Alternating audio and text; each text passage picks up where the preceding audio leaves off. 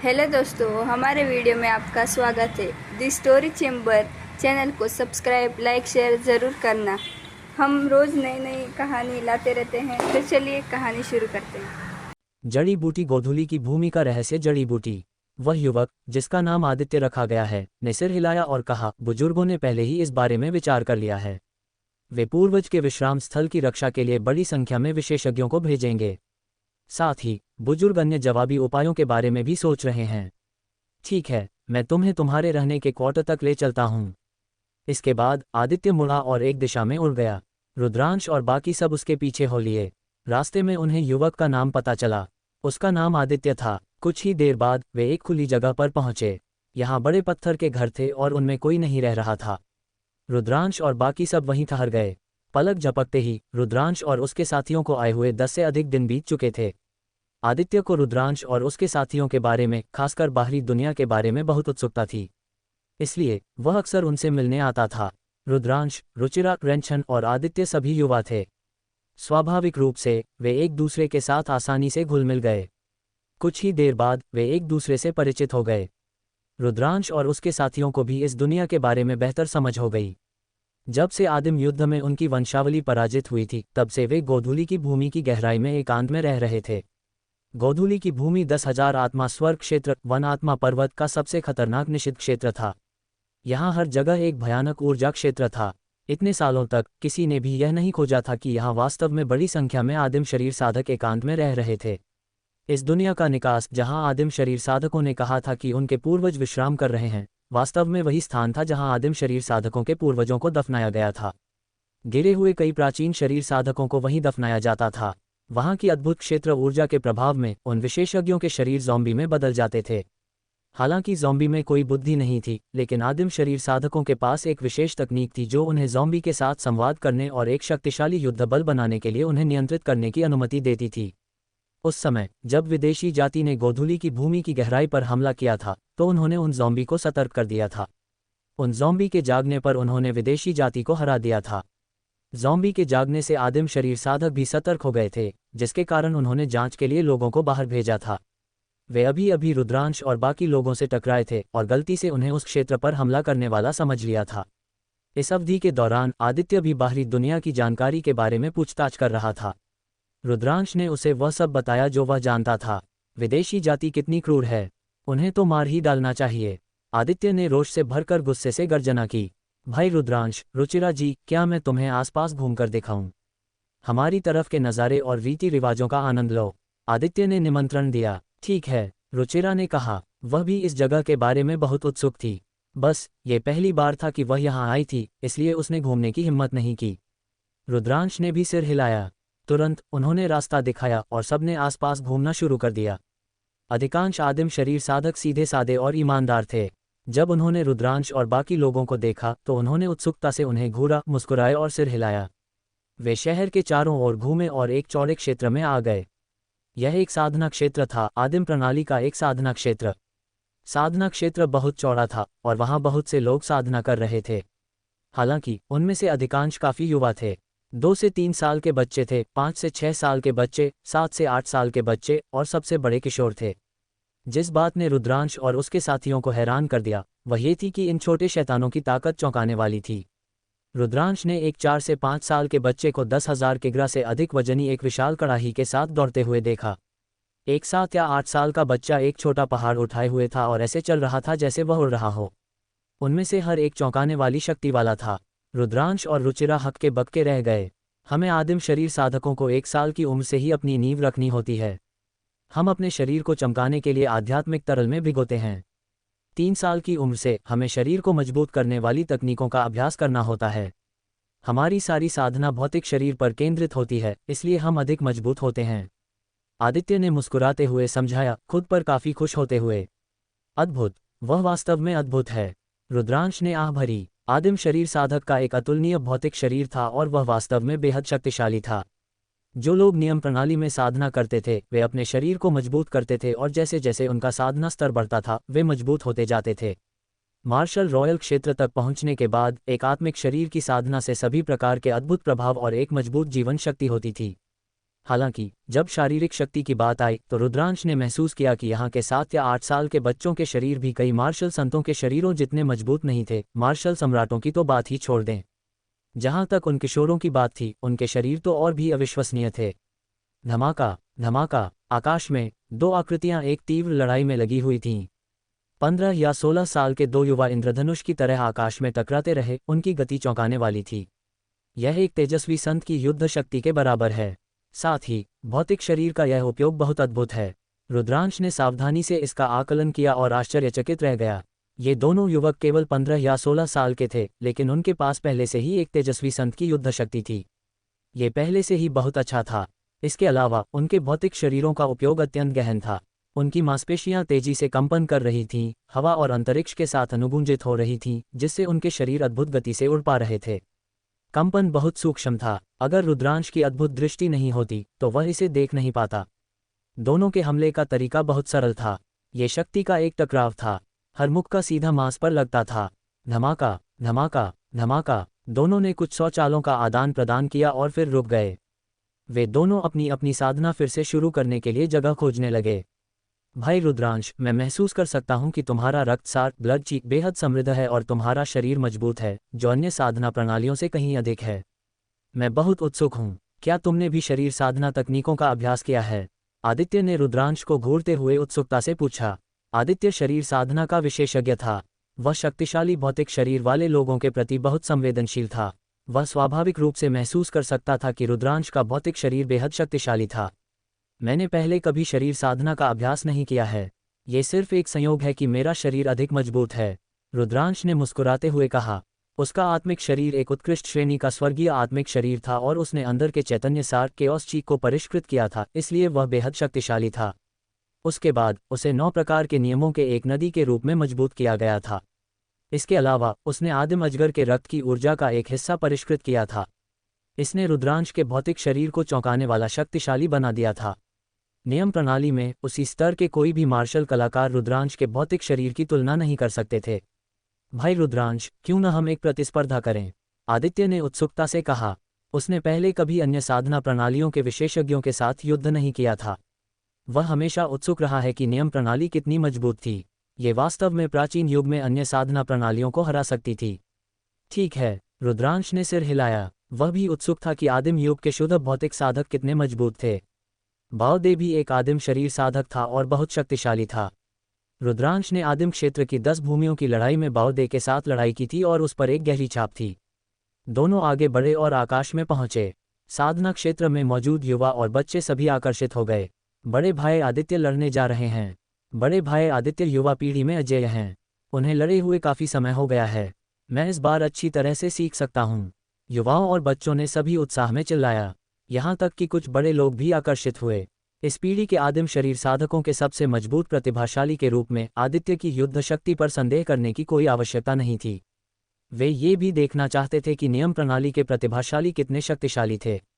भाई आदित्य, कृपया, रुद्रांश ने अपने हाथ हिलाए। भाई रुद्रांश, सावधान, आदित्य ने कहा। उसके शरीर की मांसपेशियां थोड़ी फूलीं और उसके शरीर से एक भयानक सीटी जैसी आवाज आई। ऐसा इसलिए था क्योंकि उसका रक्तसार बहुत समृद्ध था। जब वह उसे संचारित करता था तो उत्पन्न होने वाले उतार चढ़ाव एक सच्चे अजगर की गुस्से भरी गर्जना की तरह थे।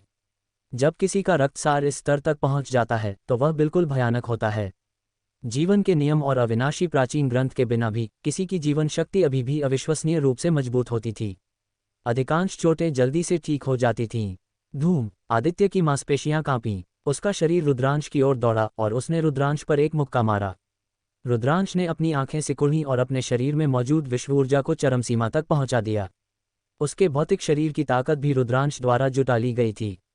इसके अलावा रुद्रांश ने एक नियम, अव्यवस्था का नियम केओस लॉ का उपयोग किया। धूम, रुद्रांश ने भी एक मुक्का मारा। यह मुक्का रुद्रांश की शारीरिक शक्ति, दुनिया की शक्ति और अव्यवस्था के नियम की शक्ति का एक संयोजन था। रुद्रांश की वर्तमान साधना और अव्यवस्था के उसके तीसरे क्षेत्र के नियमों के साथ इस मुक्के की शक्ति अत्यंत चौंकाने वाली थी। धमाका, दोनों मुंह के टकराए। इस क्षण रुद्रांश के भाव थोड़े बदल गए। उसने महसूस किया कि आदित्य का मुक्का कुछ 100 पहाड़ों जैसा था। भयानक शक्ति की लहरें रुद्रांश की ओर दौड़ पड़ीं। यहाँ तक कि अव्यवस्था के तीसरे क्षेत्र के नियम भी कांप उठे और लगभग भेद दिए गए। रुद्रांश का शरीर पीछे हटने लगा। आदित्य का शरीर केवल थोड़ा डोला और फिर स्थिर हो गया। कितनी शक्तिशाली ताकत, कितनी शक्तिशाली युद्ध शक्ति! रुद्रांश थोड़ा हैरान था। रुद्रांश के वर्तमान साधना आधार के साथ, भले ही वह केवल एक प्रकार के अव्यवस्था के नियम का उपयोग करता, उसकी युद्ध शक्ति अत्यंत चौंकाने वाली थी। टाइकिंग स्वर्ग क्षेत्र, टाइकिंग हेवनली रीजन में उसी स्तर के कुछ लोग उसे रोक सकते थे। हालांकि आदित्य ने उसे एक मुक्के से पीछे धकेल दिया था। आदित्य की युद्ध शक्ति टाइकिंग स्वर्ग क्षेत्र में भी सर्वश्रेष्ठ थी। अद्भुत! भाई आदित्य अद्भुत हैं! बच्चों और युवाओं ने सभी उत्साह में चिल्लाना शुरू कर दिया। लेकिन आदित्य खुद, उसके भाव बहुत गंभीर थे।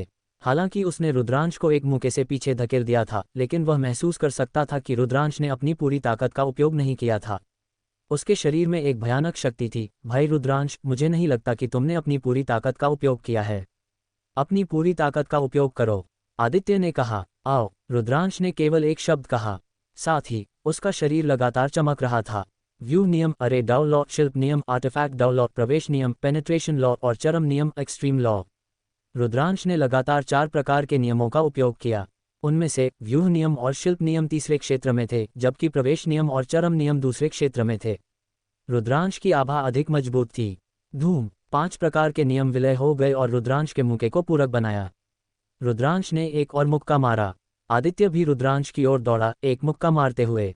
धमाका! दोनों दूसरी बार टकराए। वह जगह जहां उनके मुक्के मिले थे लगातार फट रही थी, जिससे मकड़ी के जाले जैसी दरारें प्रकट हो रही थीं। इस बार दोनों एक ही समय में डोले और कुछ कदम पीछे हटे।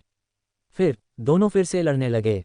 धमाका! धमाका! धमाका! मुक्कों का टकराव बहुत सीधा था और उन्होंने एक दूसरे पर लगातार बमबारी की। रुद्रांश ने अपनी दिव्य क्षमता, जीवन नियम या मृत्यु नियम का उपयोग नहीं किया। दोनों ने सैकड़ों चालों का आदान प्रदान किया और एक ड्रॉ पर समाप्त हुआ। टकराव के एक और आदान प्रदान के बाद दोनों पीछे हटे और आदित्य जोर से हाँफ रहा था। अद्भुत! अद्भुत! नियमों की प्रणाली वास्तव में अद्भुत है। भाई रुद्रांश, क्या तुमने अपनी पूरी ताकत का उपयोग किया? मुझे बताओ, आदित्य ने रुद्रांश को घूरा। लगभग, बस थोड़ा सा और। हा, रुद्रांश मुस्कुराया। उसने अपनी पूरी ताकत का उपयोग नहीं किया। मुख्य रूप से वह बच्चों के सामने आदित्य के लिए कुछ इज्जत बचाना चाहता था। आखिरकार आदित्य इस पीढ़ी के आदिम शरीर साधकों का सबसे मजबूत प्रतिभाशाली था और इन बच्चों का आदर्श था। अगर उन्होंने आदित्य को हरा दिया तो यह अनिवार्य रूप से इन बच्चों के आत्मविश्वास पर एक चोट होगी। तुम बदमाश, मुझे पता था। अगली बार फिर लड़ेंगे। आदित्य काफी स्पष्टवादी था। वह हंसा और इसे दिल पर नहीं लिया। उसने रुद्रांश को घूरा और कहा, तुम्हारा भौतिक शरीर वास्तव में मजबूत है। ये कुछ शरीर साधकों से कम नहीं है। तुम कुछ शरीर साधना तकनीकों का अभ्यास क्यों नहीं करते? एक शरीर साधना तकनीक? रुद्रांश चकित रह गया। उधर देखो, आदित्य ने उत्तर की ओर इशारा किया। साधना क्षेत्र के किनारे पर एक विशाल चट्टान थी। दूर से कोई चट्टान पर लिखे घने शब्दों को देख सकता था। उस पर जो लिखा है वह एक शरीर साधना तकनीक है। चलो जाकर देखते हैं, आदित्य ने कहा। भाई आदित्य, यह एक शरीर साधना तकनीक है। मुझे डर है कि हमारे लिए देखना उचित नहीं होगा, रुद्रांश ने कहा। हर प्रणाली की अपनी साधना तकनीक होती थी, जिनमें से कई बाहरी लोगों को नहीं सिखाई जाती थीं। वे शरीर साधकों के उत्तराधिकारी नहीं थे, इसलिए अगर उन्होंने कोई निषेध का उल्लंघन किया तो यह बुरा होगा। कोई बात नहीं, वह शरीर साधना तकनीक केवल अपनी नींव को मजबूत करने के लिए उपयोग की जाती है। हर कोई इसका अभ्यास कर सकता है। यह कोई मुख्य तकनीक नहीं है, आदित्य चट्टान की ओर चलते हुए कहा। रुद्रांश और रुचिरा बहुत उत्सुक थे और चट्टान के नीचे उसका पीछा किया।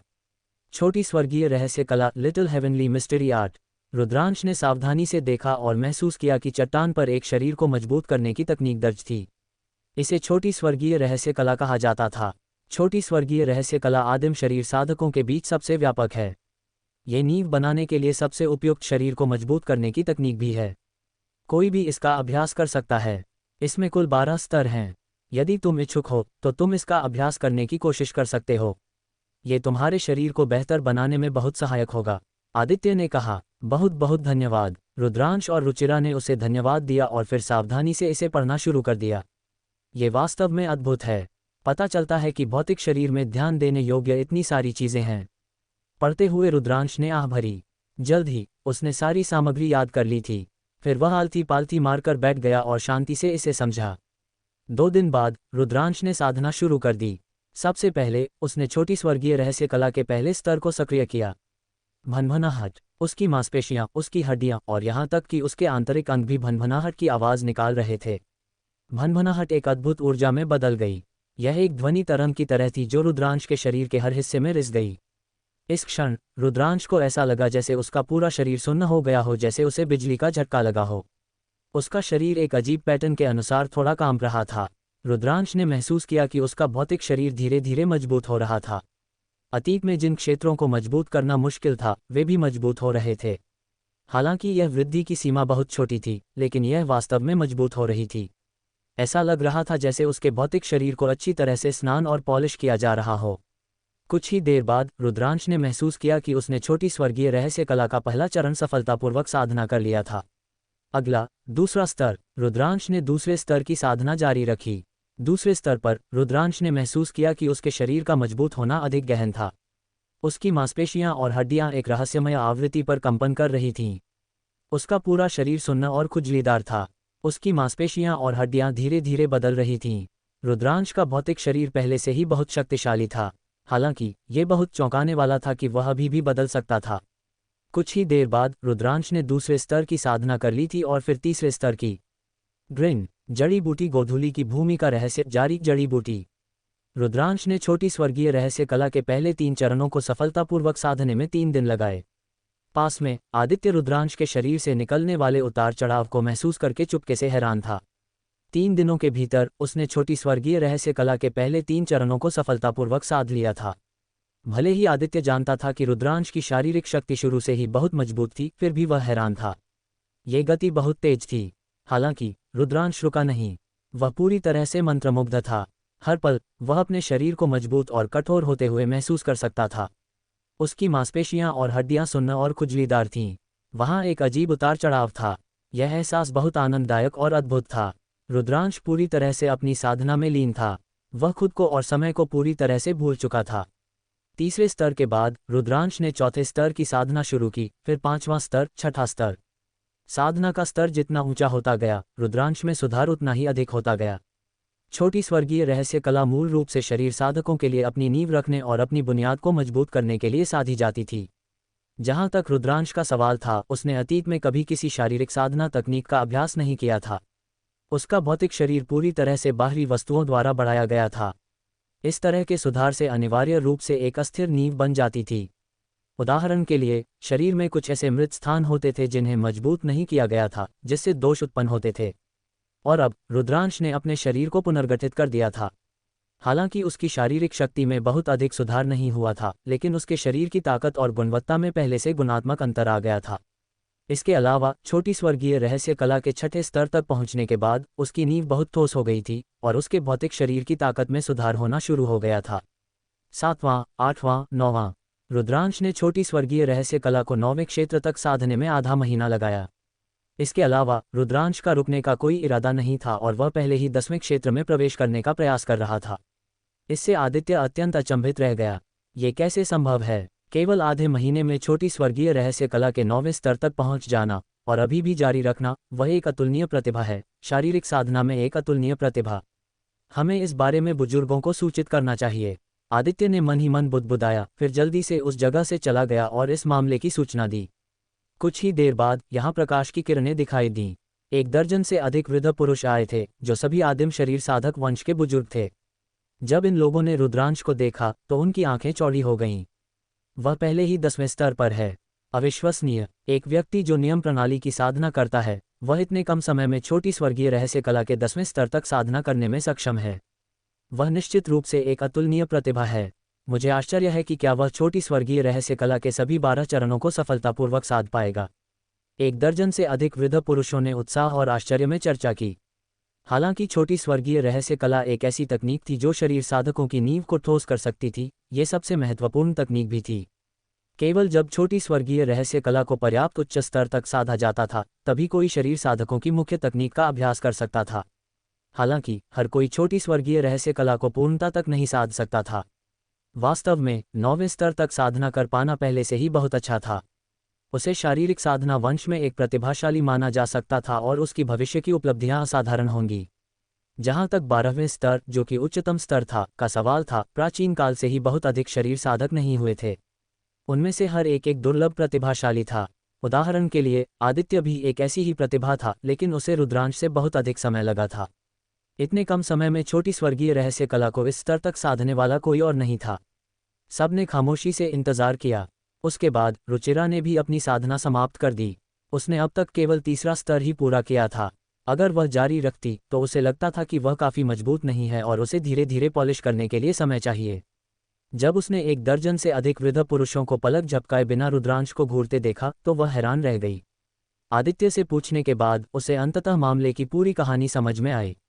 क्या विकृति है, रुचिरा ने आह भरी। शारीरिक साधकों को ये पता नहीं हो सकता है कि रुद्रांश कितना विकृत था, लेकिन वह जानती थी।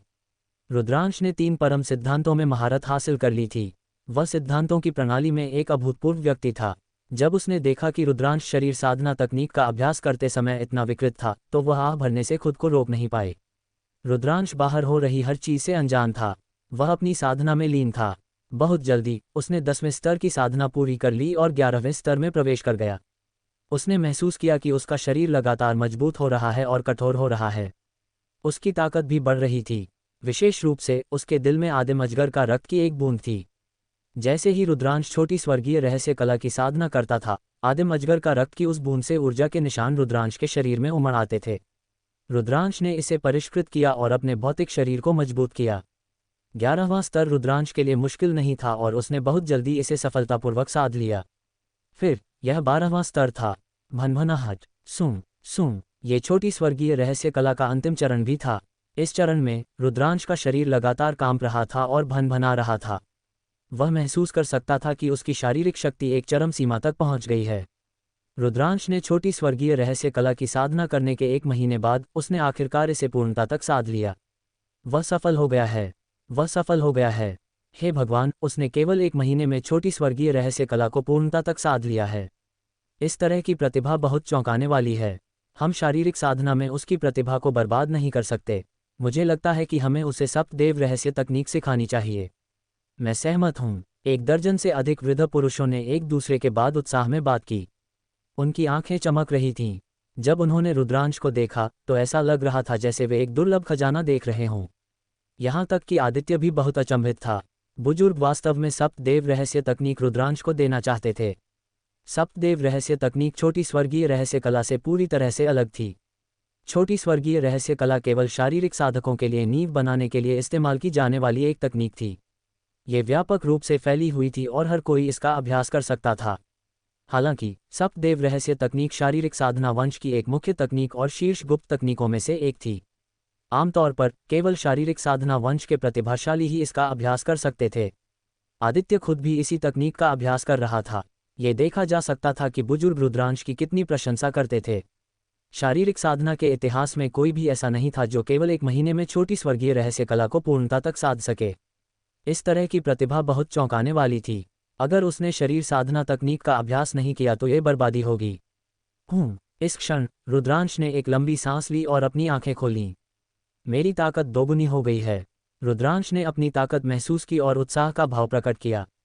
उसका भौतिक शरीर बहुत मजबूत हो गया था और उसकी ताकत दोगुनी हो गई थी। विश्वबल और विभिन्न नियमों के साथ मिलकर रुद्रांश की युद्ध शक्ति निस्संदेह एक और स्तर तक बढ़ गई थी। रुद्रांश ने महसूस किया कि अगर वह अब अपनी पूरी शक्ति का प्रदर्शन करे तो वह पहले से ही सच्चा सम्राट के 18वें क्रम की युद्ध शक्ति तक पहुंच सकता है। इसके बाद रुद्रांश ने कमरे में अपनी निगाह दौड़ाई और हैरान रह गया। 1 दर्जन से अधिक चमकदार आंखें उसे घूर रही थीं। छोटे लड़के, तुम्हें कैसा लग रहा है? क्या तुम्हारा शरीर बहुत मजबूत हो गया है? तुम शरीर साधकों की दुनिया में एक अतुलनीय प्रतिभाशाली हो। ऐसा क्यों नहीं करते? भविष्य में तुम्हें नियम प्रणाली की साधना करने की आवश्यकता नहीं है। शरीर साधना वंश की साधना में बदल जाओ। ये वृद्ध तुम्हें शिष्य के रूप में स्वीकार करेगा। चले जाओ, वह मेरा शिष्य है। 1 दर्जन से अधिक वृद्ध पुरुषों ने उसे घूरा और आपस में लड़ने लगे। वे सभी रुद्रांश को अपना शिष्य बनाना चाहते थे। रुद्रांश हक्का बक्का रह गया। 1 दर्जन से अधिक सफ़ेद बालों वाले वृद्ध पुरुष एक दूसरे को घूर रहे थे। ऐसा लग रहा था जैसे वे अपनी तलवारें निकालने के लिए तैयार हैं। हालांकि जब उन्होंने रुद्रांश को देखा तो उनकी आंखें जुनून से जल रही थीं। रुद्रांश ने काफ़ी देर बाद ही प्रतिक्रिया दी। ठीक है वरिष्ठों, मैं नियम प्रणाली की साधना करता हूँ।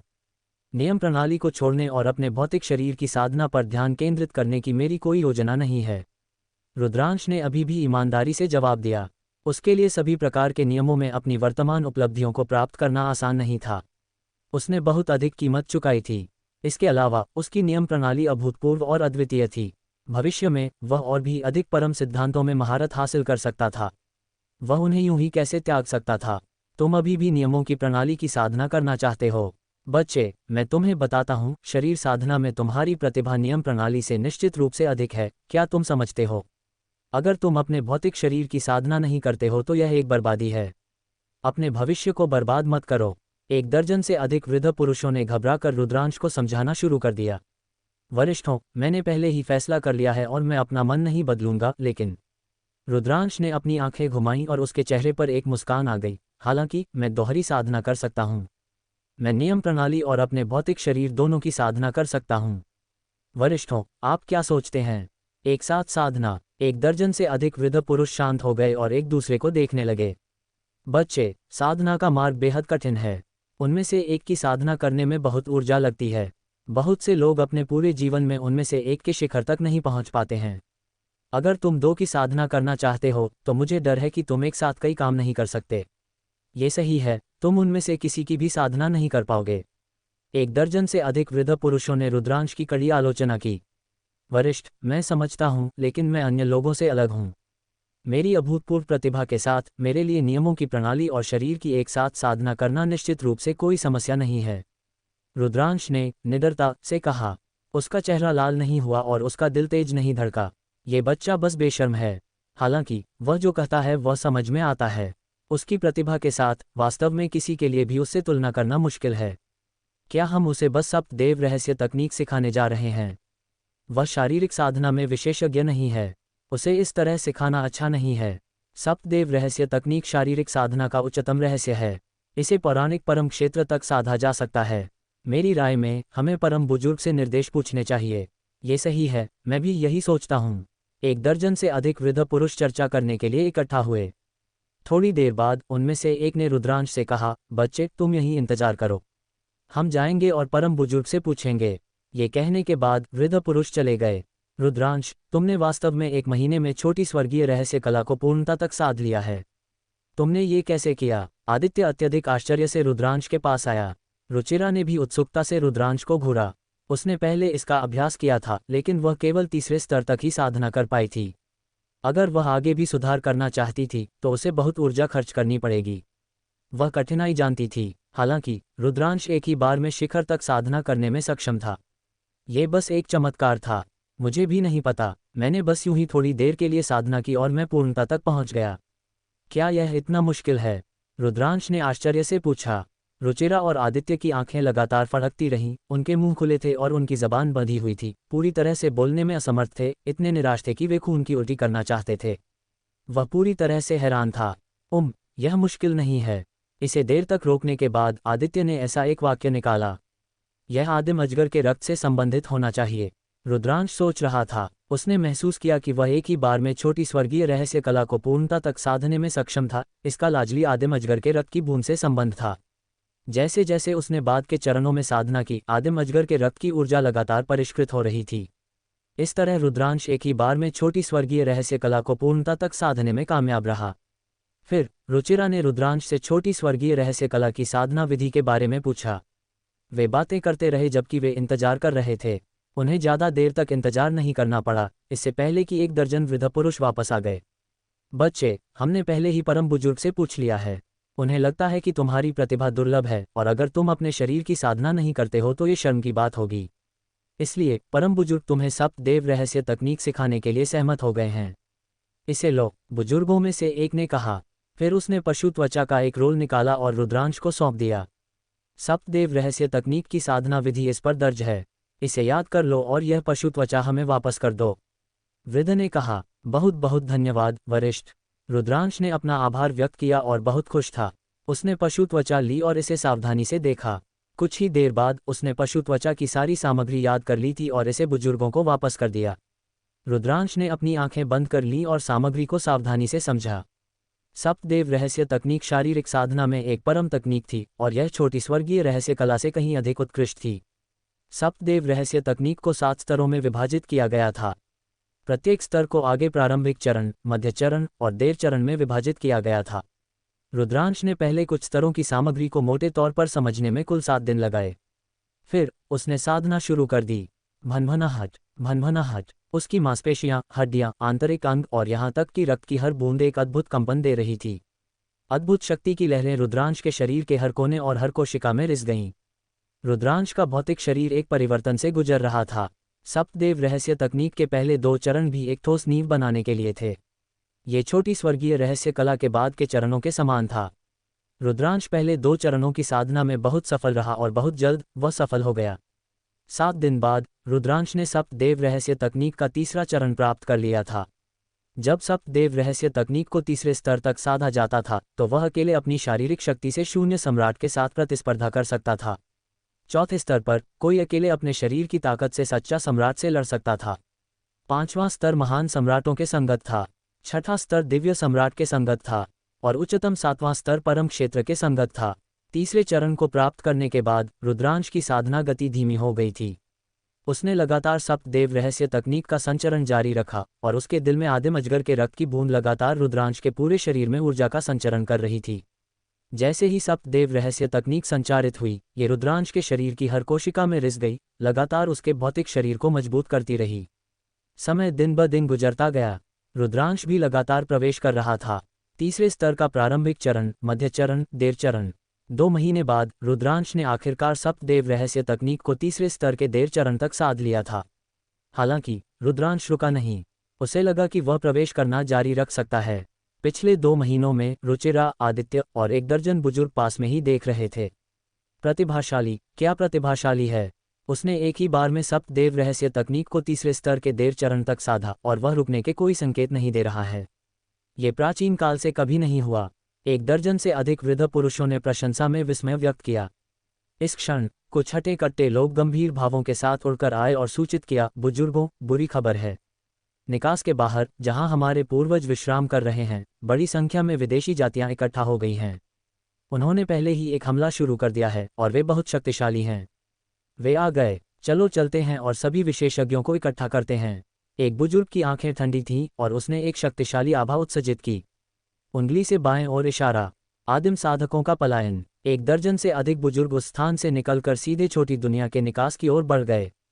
उसी समय बड़ी संख्या में आदिम शरीर साधक भी निकास की ओर दौड़ पड़े। छोटी दुनिया के निकास पर, जहां आदिम शरीर साधक पूर्वज विश्राम कर रहे थे, एक भयंकर युद्ध चल रहा था। अनगिनत विदेशी जातियों के विशेषज्ञ तूफान की तरह कब्रों पर हमला कर रहे थे। एक एक करके कब्रें चटक गईं और ज़ॉम्बी बाहर निकल आए। ये ज़ॉम्बी सभी बहुत भयानक थे। उनमें से कई में महान सम्राट क्षेत्र की युद्ध शक्ति थी, कुछ में तो दिव्य सम्राट क्षेत्र की युद्ध शक्ति भी थी। ये ज़ॉम्बी जीवित रहते हुए शरीर साधकों के बीच सभी शीर्ष शक्तिशाली थे।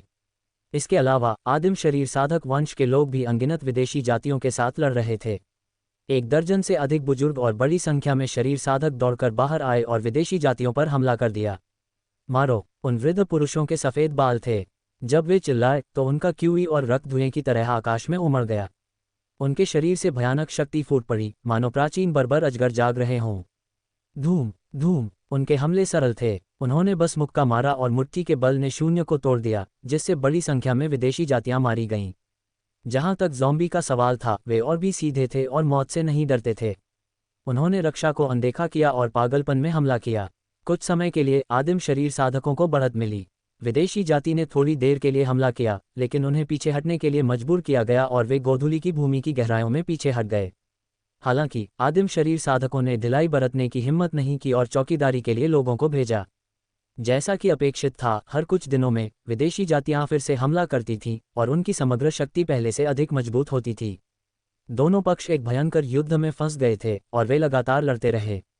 थोड़ी देर लड़ने के बाद विदेशी जातियां पीछे हट जाती थीं, लेकिन थोड़ी देर बाद वे फिर से हमला करती थीं। जहां तक रुद्रांश का सवाल था, वह साधना कर रहा था। इससे पहले उसने सप्तदेव रहस्य तकनीक के पहले 3 स्तरों को सफलतापूर्वक साधने में 2 महीने लगाए थे।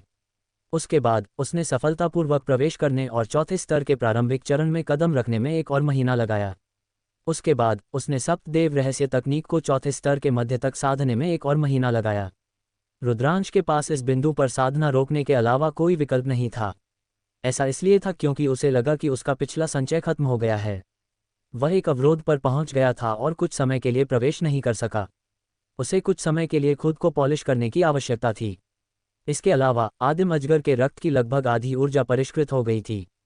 इस क्षण रुद्रांश ने अपनी आंखें खोली और एक लंबी सांस ली। मेरी ताकत बहुत मजबूत है। रुद्रांश ने अपने शरीर में शक्ति महसूस की और अत्यंत उत्साहित था। ये शारीरिक शक्ति थी, शुद्ध शारीरिक शक्ति।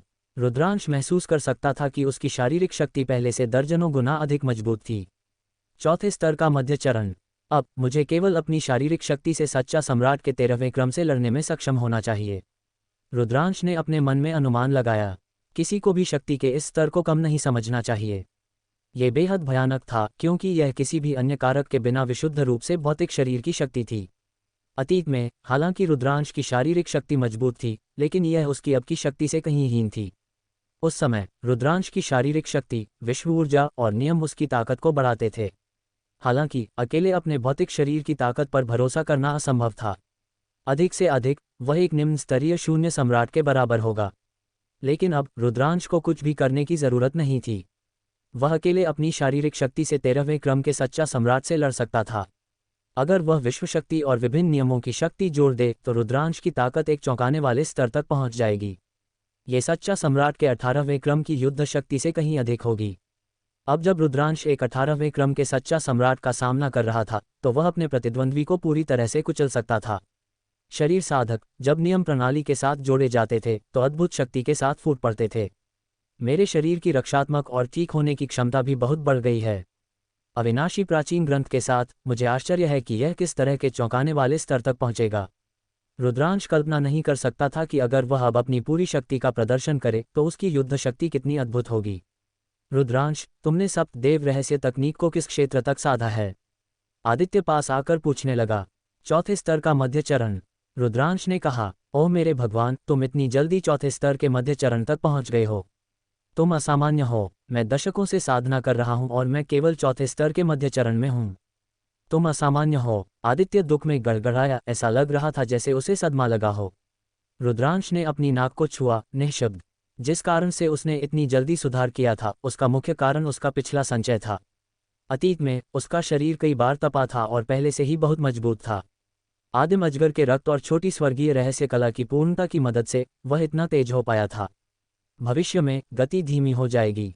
इसके अलावा शरीर की साधना के लिए बड़ी मात्रा में स्वर्ग और पृथ्वी की आध्यात्मिक सामग्री, जिसमें सभी प्रकार की आध्यात्मिक जड़ी बूटियां, संत जड़ी बूटियां और सम्राट जड़ी बूटियां शामिल थीं, की आवश्यकता थी।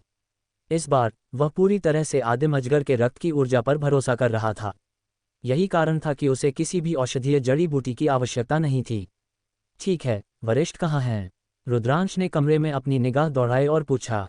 वे विदेशी जातियों से लड़ने गए थे। पिछले 2 महीनों में विदेशी जातियां अधिक और अधिक बार हमला कर रही हैं। लड़ाई में हमारे कई लोग मारे गए हैं। यहाँ तक बोलते हुए आदित्य का भाव काफी असुविधाजनक था। क्या विदेशी जातियों ने पहले ही हमला कर दिया है? रुद्रांश का भाव गंभीर हो गया। हम इस तरह जारी नहीं रख सकते। विदेशी जातियां बहुत शक्तिशाली हैं और उनकी संख्या अनंत है। ऐसा नहीं है कि मैं आदिम शरीर साधकों की ताकत को कम आंक रहा हूं, लेकिन अगर यह जारी रहा तो हम अब और नहीं टिक पाएंगे। रुचिरा ने भी कहा, तो हमें क्या करना चाहिए? आदित्य भी थोड़ा चिंतित था। चलो अगली पंक्ति पर चलते हैं। मैं वरिष्ठों से बात करना चाहता हूँ। रुद्रांश ने कहा, ठीक है, चलो चलते हैं। आदित्य ने सिर हिलाया और तुरंत तीनों छोटी दुनिया के निकास की ओर बढ़ गए। उनकी गति के साथ उन्हें छोटी दुनिया के निकास के पास पहुंचने में ज्यादा समय नहीं लगा। छोटी दुनिया के निकास के पास कई इमारतें अस्थायी रूप से बनाई गई थीं। बड़ी संख्या में आदिम शरीर साधक यहां तैनात थे। जब रुद्रांश और बाकी लोग पहुंचे तो यह स्पष्ट था कि बाहर एक बड़ा युद्ध अभी अभी हुआ था। कई लोग अभी अभी बाहर से पीछे हट गए थे। एक विशाल पत्थर के हॉल में कुछ महाबुजुर्ग और आदिम शरीर साधक वंश के 20 से अधिक बुजुर्ग एक बैठक कर रहे थे। हालांकि वे सभी गंभीर लग रहे थे और भान सिकोड़ रहे थे। पत्थर के हॉल में माहौल बहुत दबाव वाला था। इस क्षण एक व्यक्ति ने सूचना दी कि आदित्य, रुद्रांश और अन्य लोग दर्शन के लिए अनुरोध कर रहे थे। उन्हें अंदर आने दो। शीर्ष पर महाबुजुर्गों में से एक ने बात की। आदिम शरीर साधकों के परम महाबुजुर्ग सभी दिव्य सम्राट क्षेत्र के शक्तिशाली थे। थोड़ी देर बाद रुद्रांश, रुचिरा और आदित्य अंदर चले गए। सभी की आंखें रुद्रांश पर थीं। बच्चे, तुमने सप्तदेव रहस्य तकनीक के किस स्तर तक साधना की है? एक वृद्ध ने उत्सुकता से पूछा। चौथे स्तर का मध्य चरण। रुद्रांश ने ईमानदारी से जवाब दिया। चौथे स्तर का मध्य चरण। पत्थर के हॉल में वृद्ध पुरुषों और कुछ मध्यम आयु वर्ग के पुरुषों ने अपनी आंखें चौड़ी कर लीं। वे जानते थे कि रुद्रांश ने साधना कब शुरू की थी। कुछ ही महीने हुए थे और उसने पहले ही सप्तदेव रहस्य तकनीक को चौथे स्तर के मध्य चरण तक साध लिया था। यहाँ तक कि बुजुर्ग और महाबुजुर्ग जो लंबे समय से जीवित थे भी इस गति पर हक्का बक्का होने से खुद को नहीं रोक सके। वे इतने हैरान थे कि वे बोल नहीं पाए। आदित्य इस पीढ़ी के आदिम शरीर साधकों के सबसे उत्कृष्ट स्वर्ग के पसंदीदा थे, लेकिन उन्होंने भी चौथे स्तर के मध्य चरण तक साधना करने में कुछ दशक लगाए थे। जहाँ तक रुद्रांश का सवाल था, केवल कुछ महीने हुए थे। अच्छा, अतुलनीय प्रतिभा, अतुलनीय प्रतिभा, कुछ बुजुर्गों ने आह भरी। थोड़ी देर बाद वे शांत हो गए। तुम हमें ढूंढने क्यों आए हो? महाबुजुर्गों में से एक ने मुस्कुराते हुए पूछा। वरिष्ठों, अब जब बाहरी लोगों की नज़र इस जगह पर पड़ गई है तो वे निश्चित रूप से इस जगह को नहीं छोड़ेंगे। अगर यह जारी रहा तो लड़ाई बहुत प्रतिकूल होगी। रुद्रांश ने कहा, हम ये भी जानते हैं। क्या तुम्हारे पास कोई प्रतिकार है? महाबुजुर्गों में से एक ने कहा, बाहर निकलें, इस जगह को छोड़ दें, अन्यथा ये जगह जल्द या बाद में टूट जाएगी। उस समय कोई भी बच नहीं पाएगा। रुद्रांश ने कहा, सीधे अपने विचारों को व्यक्त करते हुए, इस जगह को छोड़ दें। पत्थर के हॉल में सभी के चेहरे पीले पड़ गए।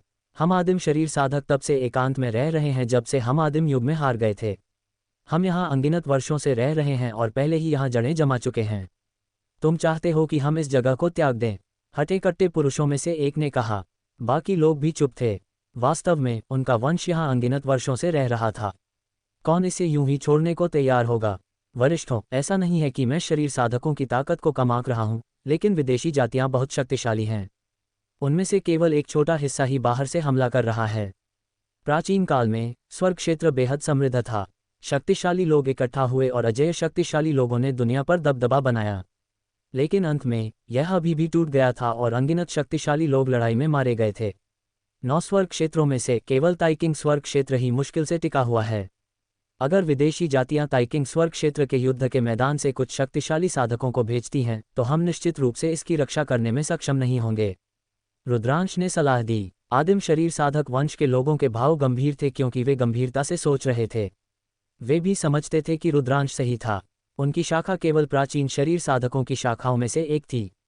उनकी ताकत प्राचीन युग में अपने चरम पर प्राचीन शरीर साधकों से कहीं हीन थी। हालांकि आदिम युग के शरीर साधक जो अपने चरम पर थे फिर भी नियम प्रणाली द्वारा हार गए थे। बाद में कई वर्षों के विकास के बाद नियम प्रणाली चरम पर फली फूली, लेकिन फिर भी विदेशी जातियों द्वारा तोड़ी गई। ये देखा जा सकता था कि विदेशी जातियां कितनी मजबूत थीं। वे निश्चित रूप से इसका सामना करने में सक्षम नहीं होंगे। इस पॉकेट आयाम में वास्तव में एक और निकास है। अगर तुम पीछे हटना चाहते हो तो तुम दूसरे निकास से पीछे हट सकते हो। काफी देर बाद एक महाबुजुर्ग ने बात की। उसकी आवाज लाचारी से भरी हुई थी। एक और निकास है। रुद्रांश की आंखें चमक उठीं। यह बाहर निकलने की जल्दी करने से कहीं बेहतर था। सभी, तुम क्या कहते हो? क्या हमें पीछे हटना चाहिए? जिस महाबुजुर्ग ने पहले बात की थी उसने दूसरों की ओर देखा। मैं पीछे हटने के लिए सहमत हूँ। मैं भी सहमत हूँ। हमारे वंश को इस तरह काटा नहीं जा सकता। मैं सहमत हूँ। बाकी बुजुर्गों और महाबुजुर्गों ने सभी ने पीछे हटने की अपनी इच्छा व्यक्त की। केवल कुछ लोग चुप थे और अनिच्छुक थे। मेरा एक सवाल है, हमारी छोटी दुनिया में इतनी बड़ी आबादी है, जब हम पीछे हटेंगे तो हम उन्हें कैसे बाहर लाएंगे? उनमें से एक ने पूछा। यह आसान है। हमारी नियम प्रणाली में वे लोग सच्चा सम्राट क्षेत्र तक पहुंचने पर एक छोटी दुनिया को संगठित कर सकते हैं।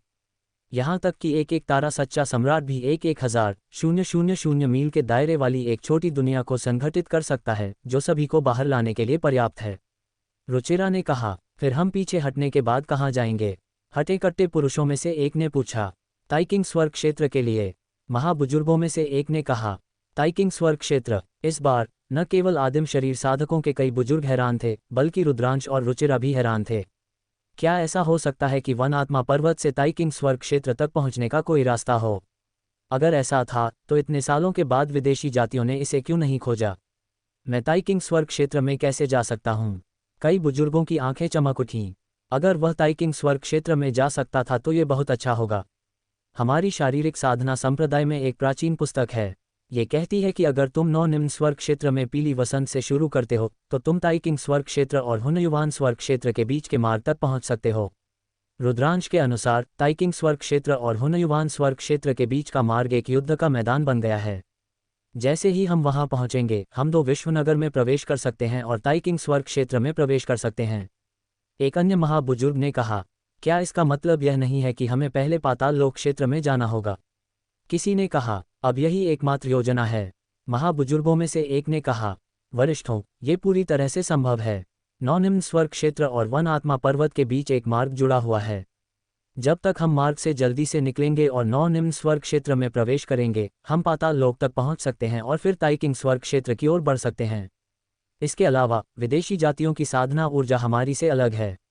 स्वर्ग क्षेत्र में, हालांकि वे साधना के लिए मूल क्यूई को भी अवशोषित कर सकते हैं, गति बहुत धीमी है और इसे परिष्कृत करने की दक्षता बहुत कम है। इसलिए ताइकिंग स्वर्ग क्षेत्र में युद्ध के मैदान को छोड़कर अन्य स्वर्ग क्षेत्रों में विदेशी जातियां ज्यादा नहीं हैं। तुम्हारी ताकत के साथ तुम पाताल लोक तक अपना रास्ता मार सकते हो। रुचिरा ने कहा। उसके शब्दों ने सभी की आंखें चमका दीं। ठीक है, हम वही करेंगे। मुझे मार्शल सुप्रीम क्षेत्र से नीचे के सभी लोगों को छोटी दुनिया में डालने में तुम्हारी मदद करनी होगी और फिर पीछे हटना होगा। महाबुजुर्गों में से एक ने घोषणा की और आदेश दिया। तुरंत सभी कार्रवाई में लग गए। जिन लोगों ने नियम प्रणाली की साधना की थी, उन्होंने चलना शुरू कर दिया।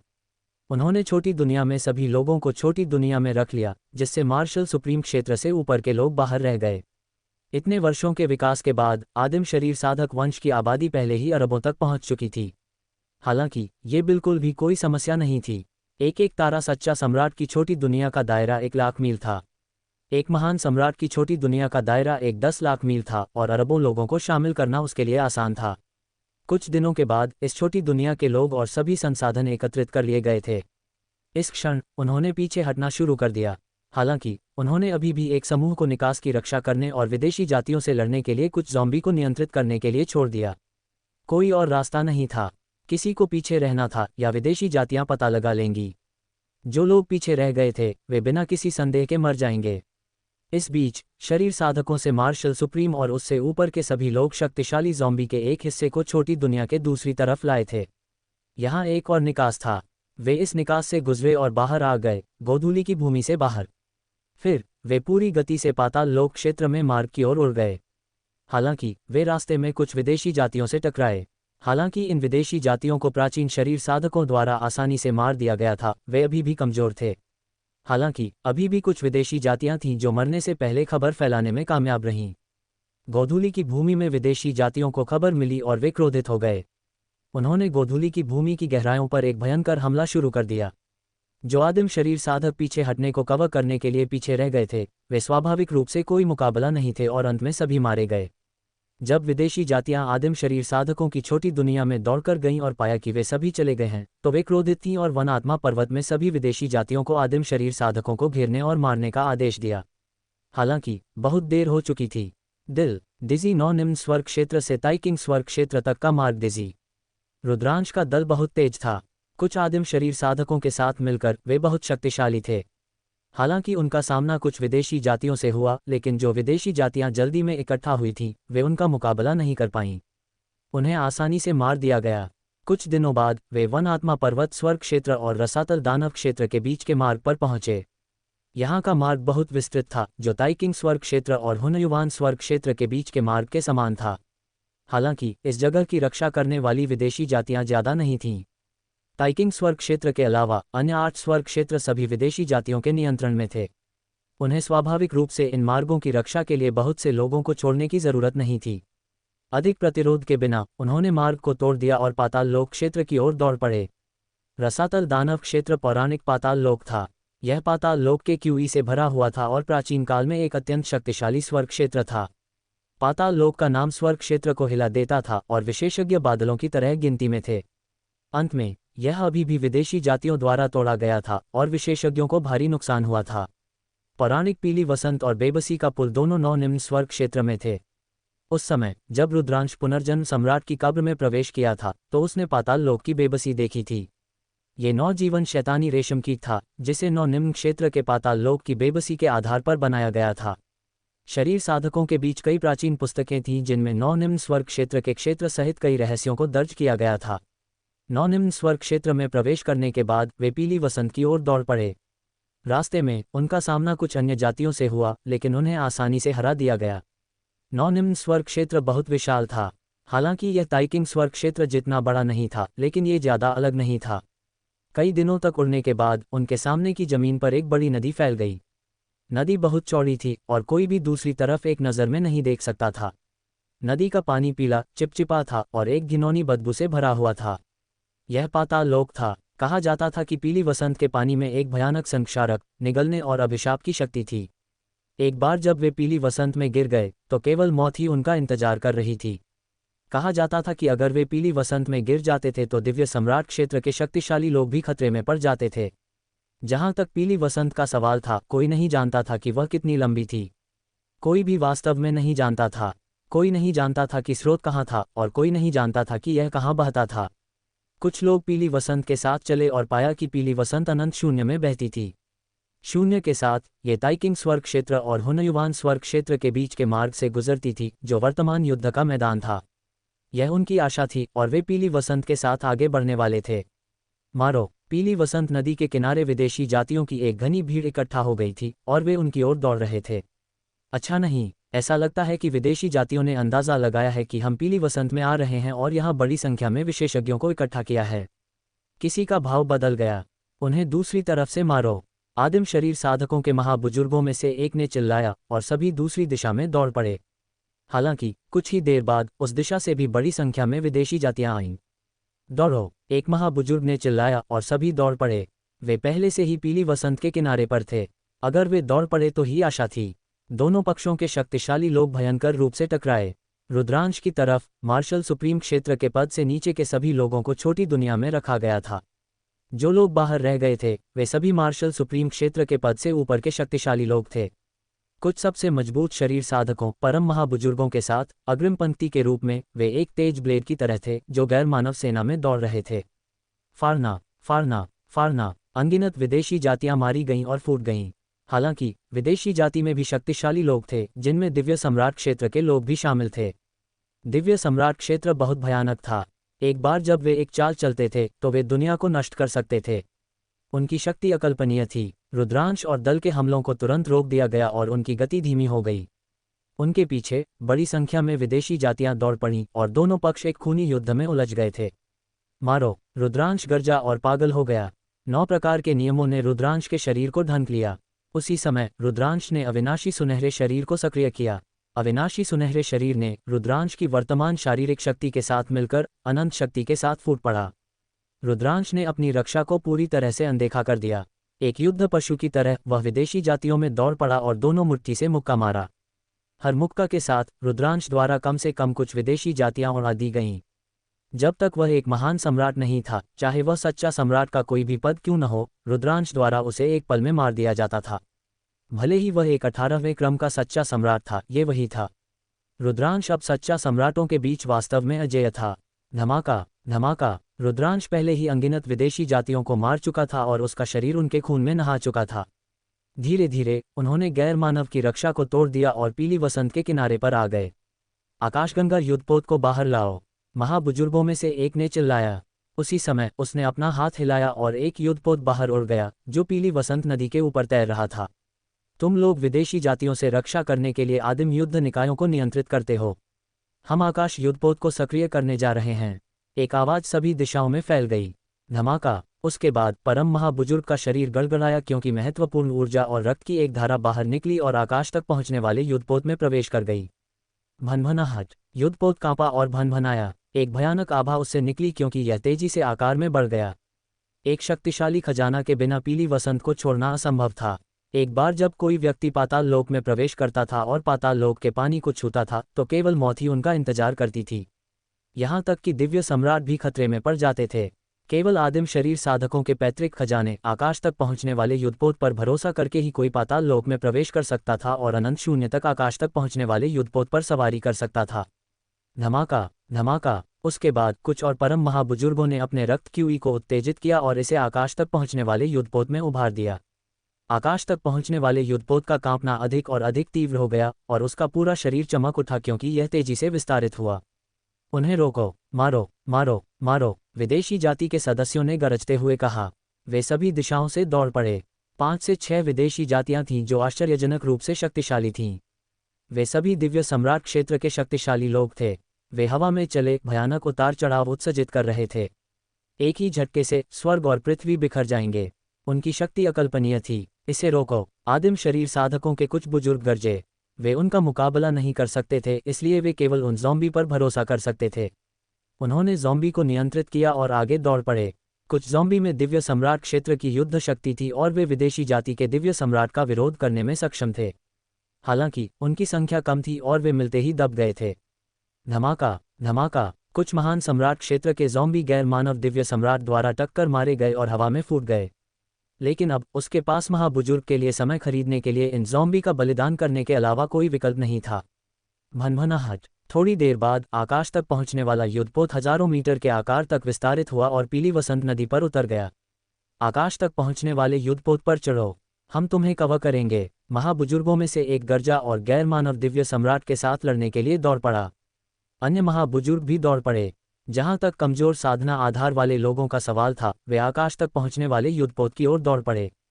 यह विशेष रूप से उन लोगों के लिए सच था जिन्होंने नियमों की साधना की थी।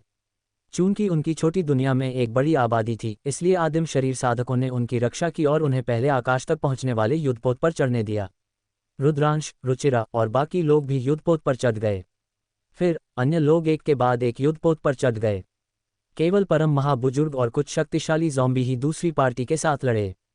पीछे हटो, आदिम शरीर साधकों के परम महाबुजुर्ग पीछे हटते हुए लड़े। उन्हें जाने मत दो, उन्हें रोको।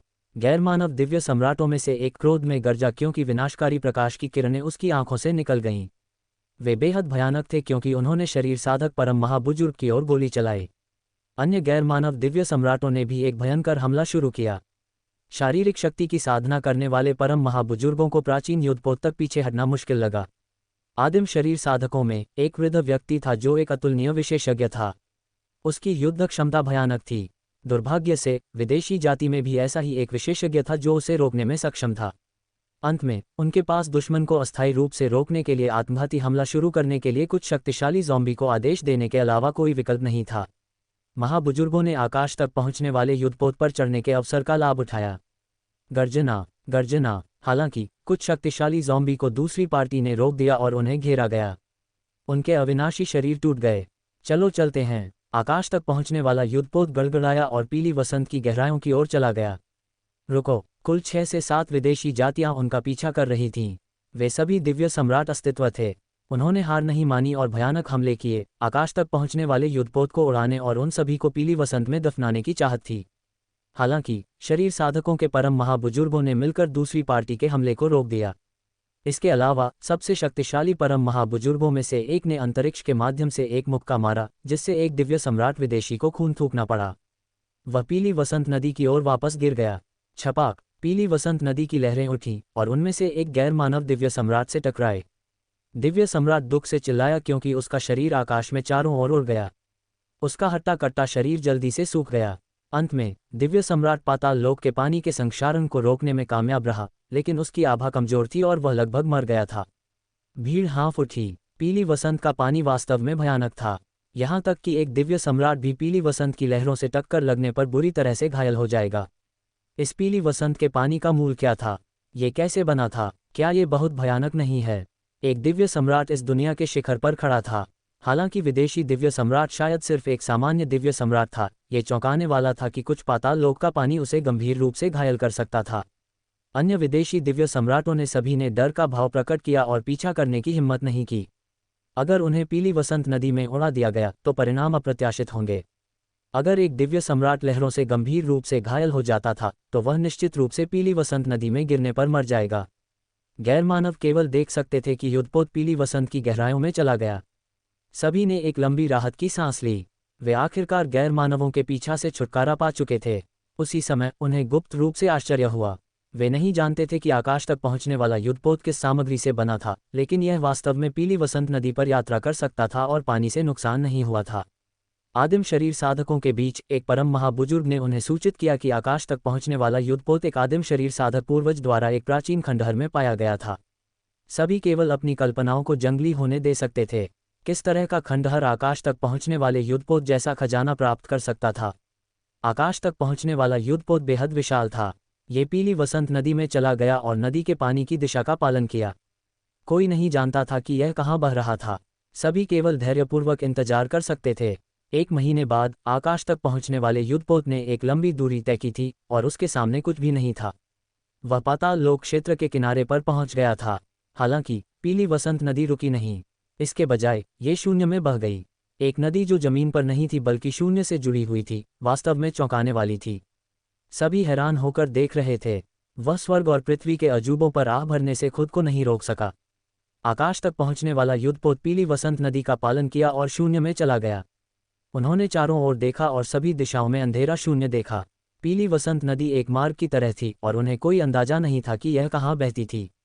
इस बिंदु पर सभी परम महाबुजुर्ग तैयार हो गए।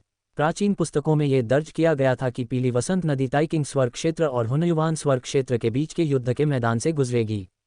उन्हें ध्यान केंद्रित करना था और यहाँ से बाहर निकलने के लिए क्षणभंगुर अवसर को पकड़ना था। समय दिन ब दिन गुजरता गया। उन्हें कोई अंदाजा नहीं था कि उन्होंने अंधेरे शून्य में कितनी दूर यात्रा की थी। जगह शांत थी, मानो यह अनंत हो। देखो, वह क्या है? अचानक किसी ने आश्चर्य से कहा और सदमे में आगे देखा। अन्य लोगों ने भी देखा। वह है। रुद्रांश भी हैरान था जो उसने देखा।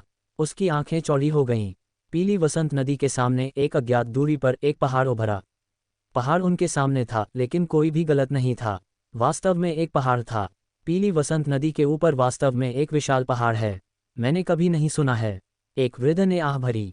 वह शरीर साधकों का महाबुजुर्ग था, लेकिन उसने ऐसी बात कभी नहीं सुनी थी। अतीत में पीली वसंत नदी के बारे में अफवाहों में ऐसी कोई बात नहीं थी। पीली वसंत नदी पर पहाड़ थे। आकाश तक पहुंचने वाला युद्धपोत आगे बढ़ता रहा, लेकिन पहाड़ अभी भी उसके सामने तैर रहा था। ऐसा नहीं लग रहा था कि वह करीब आ रहा है। क्या ऐसा हो सकता है कि वह पीली वसंत का अंत हो? किसी ने बड़बड़ाया। अन्य लोग हैरान थे। पीली वसंत का अंत एक पहाड़ था। ये वास्तव में हास्यास्पद लग रहा था। हम यहाँ हैं, हमला करो। इस क्षण एक महाबुजुर्ग गरजा। उसका रक्त और क्यूई उथल पुथल में थे क्योंकि उसने अपने दाएं ओर शून्य पर एक मुक्का मारा। इस मुक्का की शक्ति चौंकाने वाली रूप से मजबूत थी। जैसे ही इसे फेंका गया, अंतरिक्ष कागज की तरह लगातार फूट गया। उसी समय अन्य परम महाबुजुर्गों ने भी अपनी चाल चली, लगातार उस दिशा में गोलीबारी की। इतने सारे विशेषज्ञों के एक ही समय में हमला करने से शक्ति भयानक थी। अंतरिक्ष पूरी तरह से टूट गया था और बाहर की स्थिति देखी जा सकती थी। बाहर यह एक मृत रूप से शांत भूमि थी। युद्ध का मैदान, ये वही युद्ध का मैदान है। रुद्रांश खुश था। वह बता सकता था कि यह ताइकिंग स्वर्ग क्षेत्र और हुनयुवान स्वर्ग क्षेत्र के बीच का युद्ध का मैदान था। वह गलत नहीं हो सकता था। जैसा कि अपेक्षित था, पीली वसंत नदी ताइकिंग स्वर्ग क्षेत्र और हुनयुवान स्वर्ग क्षेत्र के बीच के युद्ध के मैदान से गुजरेगी। इस जगह और युद्ध के मैदान के बीच की दूरी बहुत पतली थी और इसे कई परम महाबुजुर्गों द्वारा जबरदस्ती खोला गया था। चलो चलते हैं। एक परम महाबुजुर्ग आकाश तक पहुंचने वाले युद्धपोत को अंतरिक्षीय अंतर की ओर ले जा रहा था। अंतरिक्ष में दरारें अपने आप ठीक हो रही थीं। अन्य परम महाबुजुर्ग लगातार अंतरिक्ष में दरारों पर बमबारी कर रहे थे। धूम धूम धूम। आकाश तक पहुंचने वाला युद्धपोत सफलतापूर्वक पीली वसंत नदी को छोड़ गया और अंतर में दौड़ पड़ा। कुछ ही देर बाद आकाश तक पहुंचने वाला युद्धपोत अंतरिक्षीय अंतर से बाहर निकल आया और धूल के बादल को उठाते हुए जमीन के एक टुकड़े पर उतर गया। मैं वापस आ गया हूँ, रुद्रांश ने सावधानीपूर्वक महसूस किया और खुश हुआ। ये निश्चित रूप से युद्ध का मैदान था। एक बड़े चक्कर के बाद रुद्रांश फिर से युद्ध के मैदान में लौट आया और बड़ी संख्या में विशेषज्ञों को वापस लाया। आदिम शरीर साधकों के इस समूह के जुड़ने से 2 विश्वनगर की ताकत भी बढ़ेगी। भाई रुद्रांश, हम अब तुम्हारा पालन करेंगे। परम महाबुजुर्गों में से एक ने अपना हाथ हिलाया और आकाश तक पहुंचने वाला युद्धपोत तेजी से सिकुड़ गया। उसने इसे दूर रखा और रुद्रांश की ओर देखकर मुस्कुराया। गुब्बारा टक्कर वापस युद्ध क्षेत्र में और चैतन्य महल का रहस्य टक्कर। सभी की निगाहें रुद्रांश पर टिकी थीं। उनमें से कोई भी पहले ताइकिंग स्वर्ग क्षेत्र या युद्ध के मैदान में नहीं गया था। स्वाभाविक रूप से उन्हें रुद्रांश पर निर्भर रहना पड़ा। वरिष्ठों, मेरे पीछे आओ। रुद्रांश ने दिशा की पहचान की और 2 विश्वनगर की दिशा में बढ़ चला। बाकी लोग भी उसके पीछे पीछे चल दिए। जिस युद्ध के मैदान में वे थे, वह ब्रह्म सम्राटों का युद्ध का मैदान, सच्चे सम्राटों का युद्ध का मैदान या महान शासकों का युद्ध का मैदान नहीं था। यह एक सामान्य युद्ध का मैदान था। उनकी आभाएं बहुत शक्तिशाली थीं क्योंकि वे आश्चर्यजनक शक्ति के साथ हवा में दौड़ रहे थे। रास्ते में कुछ विदेशी जातियों का उनसे सामना हुआ और उनके भाव बदल गए। वे मुड़े और दौड़ पड़े, लेकिन उन्हें आदिम शरीर साधक के एक ही मुक्का से मार दिया गया। उनका विदेशी जातियों की कई लहरों से सामना हुआ था, लेकिन वे सभी क्रोधित आदिम शरीर साधकों द्वारा मारे गए थे। इस समय सभी आदिम शरीर साधक क्रोधित थे। विदेशी जातियों के कारण उन्होंने अपना घर और पैतृक भूमि खो दी थी। स्वाभाविक रूप से वे क्रोधित थे। कुछ ही देर बाद 2 विश्वनगर आखिरकार उनके सामने दिखाई दिया। धम धमाका। जब रुद्रांश और बाकी लोग करीब पहुंचे तो दो विश्वनगर के ऊपर कान फोड़ने वाले युद्ध के नगाड़े गूंज उठे। शहर की दीवारों पर एक रोशनी चमकी और आकृतियां एक के बाद एक दिखाई दीं। ये स्पष्ट था कि दो विश्वनगर के ऊपर के विशेषज्ञों ने उन्हें पहले ही खोज लिया था। हालांकि वे बहुत अधिक थे और उनकी कई आभाएं बहुत मजबूत थीं। इसने स्वाभाविक रूप से दो विश्वनगर की सतर्कता बढ़ा दी। सभी, हम एक ही तरफ हैं, हम स्वर्ग क्षेत्र के जीवित प्राणी हैं। किसी ने चिल्लाया, तुम लोग कौन हो? दो विश्वनगर से एक आवाज गूंज उठी। दो विश्वनगर के लोग भी बहुत आश्चर्यचकित थे। हालांकि दो विश्वनगर के बाहर युद्ध के मैदान में कई स्वर्ग क्षेत्र के प्राणी थे, लेकिन वे इतने अधिक नहीं थे। इसके अलावा उनमें से कुछ की आभाएं बेहद मजबूत थीं और वे सभी उनके लिए अपरिचित थे। ये चौंकाने वाला था। सभी, मैं रुद्रांश हूँ। इस क्षण रुद्रांश बाहर निकला और जोर से बोला, क्या रुद्रांश? दो विश्वनगर के लोग स्पष्ट रूप से चौंक गए थे। क्या रुद्रांश मर नहीं गया था? वह वास्तव में फिर से दिखाई दिया। क्या ऐसा हो सकता है कि वह मरा नहीं है और अफवाहें झूठी हैं? फिर उसके बगल में वे लोग कौन हैं? दो विश्वनगर में चर्चा की हलचल थी। सभी, ये हमारे अपने लोग हैं। गठन खोलो और हमें अंदर आने दो, रुद्रांश ने जोर से कहा। रुद्रांश, तुम अंदर आ सकते हो, लेकिन हमें दूसरों को रिपोर्ट करने की ज़रूरत है। हम नहीं जानते कि वे कहाँ से आते हैं। अगर हम उन्हें लापरवाही से अंदर जाने देते हैं तो कुछ होने पर हम परिणाम नहीं भुगत सकते। एक लंबा और मजबूत आदमी बोला, मैं जिम्मेदारी लूंगा। इस क्षण दो विश्वनगर से एक आवाज आई। जैसे ही आवाज गिरी, कुछ आकृतियां दो विश्वनगर पर दिखाई दीं। नेता स्थिर ब्रह्मांड दिव्य सम्राट थे। स्थिर ब्रह्मांड दिव्य सम्राट ने रुद्रांश की ओर देखा, उसका चेहरा खुशी से भरा हुआ था। वे सभी स्वर्ग क्षेत्र के मनुष्य या दिव्य जानवर हैं। वे निश्चित रूप से विदेशी जातियों से नहीं हैं। गठन को सक्रिय करो और उन्हें अंदर आने दो, स्थिर ब्रह्मांड दिव्य सम्राट ने कहा। जी हाँ, अन्य लोगों ने आज्ञा मानी। स्थिर ब्रह्मांड दिव्य सम्राट एक दिव्य सम्राट थे और वह एक सामान्य नहीं थे। उनकी युद्ध शक्ति बेहद शक्तिशाली थी, जो स्वर्गीय पूज्य के पद से ठीक नीचे थी। किसी ने भी उनके आदेशों की अवज्ञा करने की हिम्मत नहीं की। जल्द ही दो विश्वनगर के बाहर प्रकाश ढाल में लहरें उठने लगीं और एक विशाल अंतराल दिखाई दिया। प्रवेश करो। रुद्रांश अंदर दौड़ने वाला पहला व्यक्ति था। बाकी लोग भी उसके पीछे पीछे चल दिए। कुछ ही देर बाद सभी दो विश्वनगर में प्रवेश कर चुके थे। दो विश्वनगर के बाहर प्रकाश ढाल फिर से बंद हो गई। हा, रुद्रांश, मैं जानता था कि तुम ठीक होगे। अफवाहें थीं कि तुम मर गए हो, लेकिन मैंने बिल्कुल भी विश्वास नहीं किया। स्थिर ब्रह्मांड दिव्य सम्राट आगे बढ़ा और जोर से हंसा। वह बेहद खुश था। फिर उसने आदिम शरीर साधक, रुचिरा और अन्य लोगों की ओर देखा और पूछा, रुद्रांश, वे कौन हैं? स्थिर ब्रह्मांड दिव्य सम्राट बेहद हैरान था, क्योंकि उनमें से कुछ ने उसके दिल को धड़काया और उसने एक मजबूत दबाव महसूस किया। उसने इन लोगों को पहले कभी नहीं देखा था, जिसने उसे काफी हैरान और उत्सुक कर दिया था। वे वन आत्मा पर्वत स्वर्ग क्षेत्र से हैं। वे आदिम शरीर साधकों से हैं। रुद्रांश ने एक संक्षिप्त परिचय दिया। उसी समय उसने उन्हें अपने अनुभव के बारे में बताया। आदिम शरीर साधक वंश। स्थिर ब्रह्मांड दिव्य सम्राट की पुतलियां सिकुड़ गईं क्योंकि उसने आदिम शरीर साधक के परम बुजुर्गों की ओर हाथ जोड़ा। मैं हेंग्यू हूँ। साथी ताओवादियों को नमस्कार, आपका स्वागत है। वृद्ध शरीर साधक ने भी विनम्रतापूर्वक सिर हिलाया। रुद्रांश, मुझे उम्मीद नहीं थी कि तुम वन आत्मा पर्वत क्षेत्र में आओगे जब अफवाहें थीं कि तुम मर गए हो। यह अद्भुत है। स्थिर ब्रह्मांड दिव्य सम्राट ने आह भरी। वरिष्ठ हेंग्यू, जिन लोगों ने कहा कि मैं मर गया हूँ, वे लालन परिवार या अग्नि परिवार से थे। रुद्रांश ने कहा, उसकी आंखों में एक ठंडी चमक चमक रही थी। ये सही है। उन्होंने ये भी कहा कि तुमने खजानों के लिए स्वर्ग क्षेत्र में अपने साथी साधकों को मार डाला। उन्होंने तुम्हें देखा और तुम्हें नीचे उतारना चाहते थे, लेकिन वे गलती से एक टूटी हुई छोटी दुनिया में दौड़ गए और वह छोटी दुनिया अंत में ढह गई। स्थिर ब्रह्मांड दिव्य सम्राट ने कहा, हे, लालन परिवार और अग्नि परिवार वास्तव में बेशर्म हैं। वे ही थे जो मुझे मारना चाहते थे और मेरी अविनाशी प्राचीन ग्रंथ लेना चाहते थे। उन्होंने स्वर्ग क्षेत्र में लोगों को भी मार दिया और दोष मुझ पर डाल दिया। रुद्रांश की आवाज ठंडी थी। वरिष्ठ अर्जुन की मौत के विचार से वह हत्या के इरादे से भर गया था। मुझे पता था, जैसा कि अपेक्षित था, लालन और अग्नि परिवार बहुत अच्छा कर रहे हैं। ये सुनकर स्थिर ब्रह्मांड दिव्य सम्राट भी क्रोधित हो गया और उसकी आंखों में हत्या का इरादा भर गया था। चूंकि मैं वापस आ गया हूँ, मुझे बदला लेना चाहिए। मैं लालन परिवार और अग्नि परिवार की यात्रा करूंगा। रुद्रांश ने ठंडक से कहा। भले ही ये किसी और चीज के लिए नहीं था, उसे वरिष्ठ अर्जुन की मौत का बदला लेना होगा। वह उन लोगों में से एक को भी नहीं छोड़ेगा जिन्होंने उस पर हमला किया था। रुद्रांश, लालन परिवार और अग्नि परिवार अभी दो विश्वनगर में नहीं हैं। स्थिर ब्रह्मांड दिव्य सम्राट ने कहा। दो विश्वनगर में नहीं? रुद्रांश उलझन में था। ये सही है, लालन परिवार और अग्नि परिवार का मुख्यालय दो विश्वनगर में नहीं है, बल्कि ताइकिंग स्वर्ग क्षेत्र के मध्य क्षेत्र में है। दो विश्वनगर केवल उनका स्टेशन है। पिछले 2 वर्षों में विदेशी जातियों ने अपने हमलों को रोक दिया है और युद्धों की संख्या कम हो गई है। इसलिए लालन परिवार और अग्नि परिवार के कुछ विशेषज्ञ यहाँ नहीं हैं। हाल ही में लालन परिवार की शान लालन कुमारी जुवानुवान यी से शादी करने जा रही है। वे एक भव्य दावत आयोजित करेंगे और अनगिनत विशेषज्ञ लालन परिवार में इकट्ठा होंगे। वे सभी ताइकिंग स्वर्ग क्षेत्र के मध्य क्षेत्र में होंगे, स्थिर ब्रह्मांड दिव्य सम्राट ने समझाया। लालन कुमारी और जुवानुवान यी 9 निरपेक्षों में से 2। रुद्रांश की निगाह चमकी। उसने पहले इन 2 नामों के बारे में सुना था। वे स्वर्ग क्षेत्र की युवा पीढ़ी के 9 निरपेक्षों में से 2 थे। वे दोनों अतुलनीय प्रतिभाएं थीं, विशेष रूप से जुवानुवान यी जो 9 निरपेक्षों में दूसरे स्थान पर था। बहुत से लोगों ने कहा कि उसके पास 9 निरपेक्षों में पहला बनने और तियान युआन दुनिया में युवा पीढ़ी के शिखर पर खड़ा होने का मौका था। लालन कुमारी लालन परिवार की गर्वित बेटी और लालन यून की बड़ी बहन है।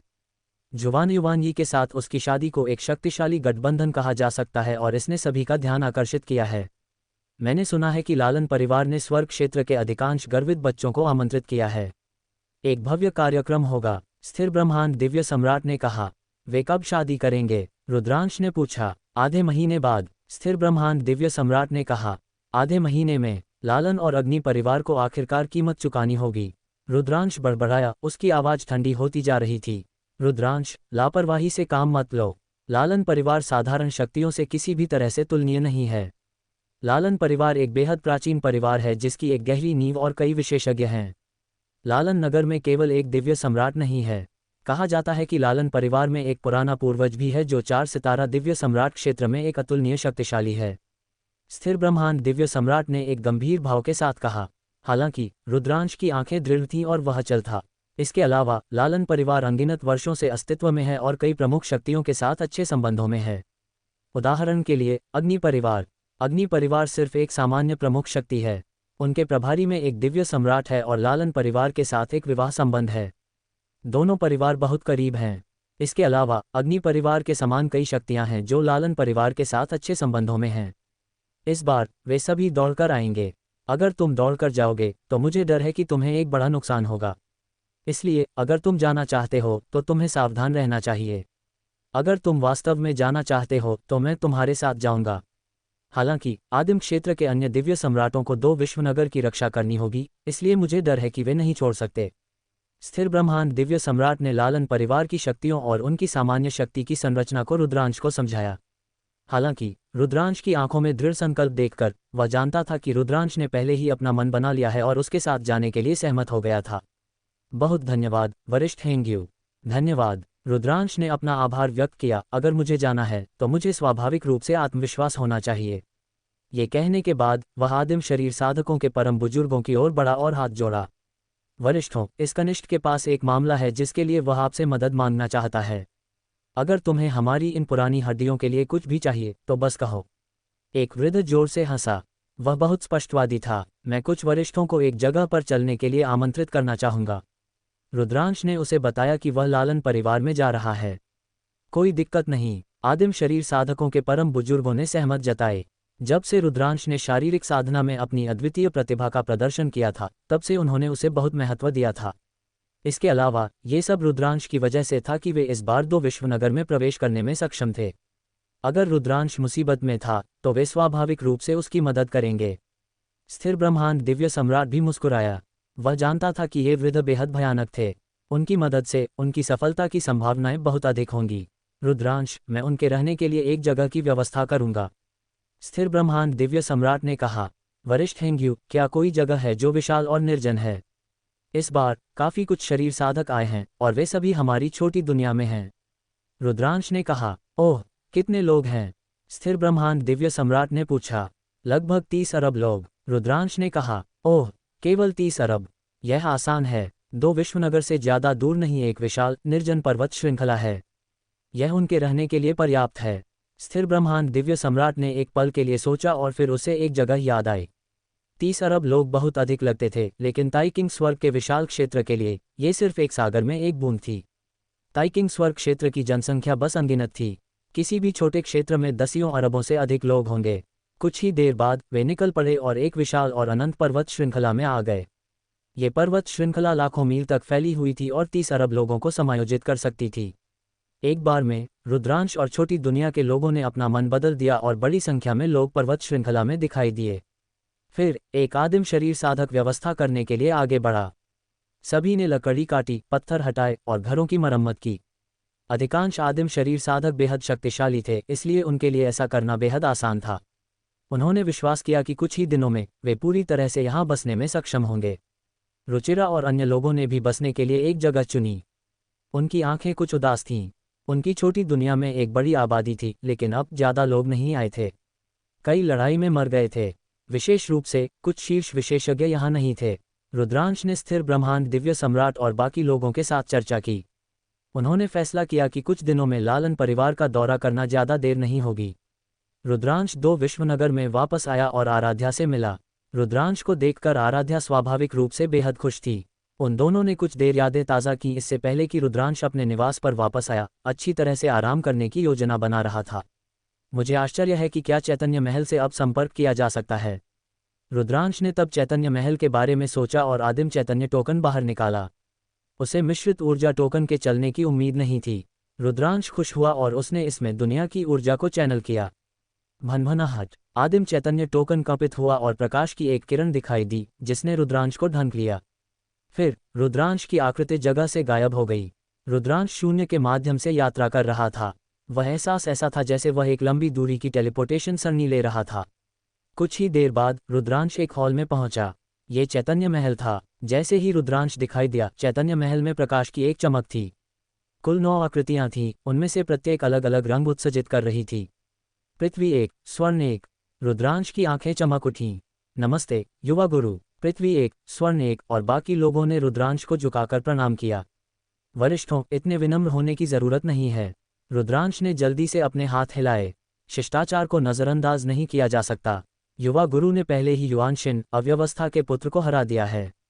इसके अलावा आप कई प्रकार के नियमों के साथ एक महान सम्राट बन गए हैं और यहाँ तक कि कई प्रकार के अंतिम नियमों में महारत हासिल कर ली है। ऐसी प्रतिभा अभूतपूर्व है। भविष्य में आप चैतन्य महल के मालिक और हमारे युवा गुरु होंगे।